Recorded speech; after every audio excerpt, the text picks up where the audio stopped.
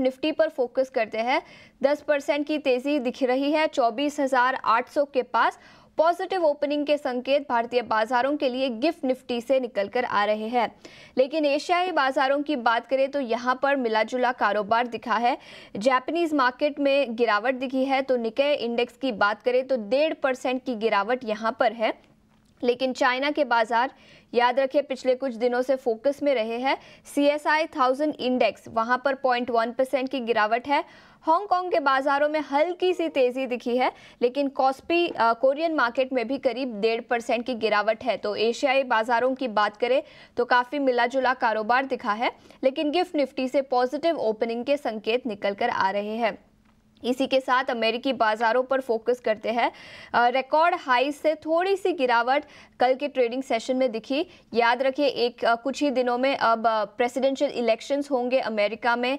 इसी के साथ इंटरेस्ट रेट एनवायरनमेंट और अर्निंग सीजन पर भी सबकी नजर रहेगी, जिसके चलते थोड़ी सी मुनाफा वसूली अमेरिकी बाजारों में कल दिखी।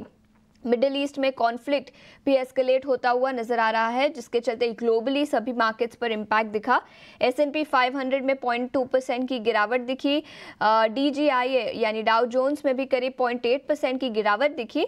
लेकिन नैस्डैक कॉम्पोजिट की बात करें तो एनवीडिया के शेयर में तेजी दिखी थी, जिसके चलते नैस्डैक 0.3% की तेजी के साथ बंद होता हुआ नजर आया।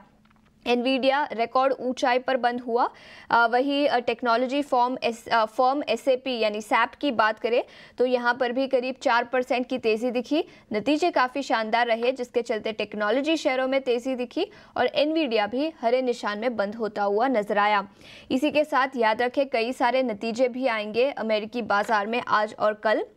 3M, general Motors, Texas instruments जैसी कुछ कंपनियां हैं जिसके नतीजे आज आएंगे, और ऑटो कंपनी टेस्ला के नतीजे भी कल आएंगे। तो सबकी नज़र टेस्ला की कमेंट्री डिमांड एनवायरनमेंट को लेकर क्या निकल कर आती है उस पर भी रहेगी। यूरोपियन बाजारों की बात करें तो यहाँ पर कमजोरी दिखी कल। FTSE करीब 0.5% की गिरावट के साथ बंद हुआ। वही डैक्स और कैक की बात करें तो यहाँ पर भी 1% से ज्यादा की गिरावट कल के ट्रेडिंग सेशन में दिखी। तो यूरोपियन बाजार कल लाल निशान में बंद होते हुए नजर आए। इसी के साथ कमोडिटीज़ की बात करें तो सोना, याद रखें कल सुबह जब हमने शो किया था तब रिकॉर्ड ऊंचाई पर था सोना। थोड़ी सी मुनाफा वसूली वहां पर भी दिखी है। $2,740 पर आउंस के पास कॉमेक्स पर सोना अभी कारोबार कर रहा है। वही ब्रेंट क्रूड की बात करें तो $73.92 पर बैरल के आसपास। याद रखें पिछले कुछ दिनों से ब्रेंट क्रूड फोकस में रहा है और अब $74 पर बैरल के आसपास ब्रेंट क्रूड FIIs और DIIs का एक्शन कैसा रहा उस पर भी नजर डाल लेते हैं। याद रखें अक्टूबर में अब तक करीब 83,000 करोड़ की बिकवाली FIIs ने की है। कल करीब 2200 करोड़ की बिकवाली की FIIs ने। वही DIIs की बात करें तो वो कंटिन्यूस खरीदारी कर रहे हैं। कल भी करीब 3200 करोड़ की खरीदारी दिखी। इंडेक्स फ्यूचर्स और इंडेक्स ऑप्शंस की बात करें तो इंडेक्स फ्यूचर्स में 333 करोड़ की बिकवाली, इंडेक्स ऑप्शंस में 240 करोड़ की खरीदारी दिखी। स्टॉक फ्यूचर्स में 1670 करोड़ की बिकवाली और स्टॉक ऑप्शंस में करीब 3000 करोड़ की खरीदारी कल के ट्रेडिंग सेशन में दिखी। लेकिन FIIs की बिकवाली पर सबकी नज़र है।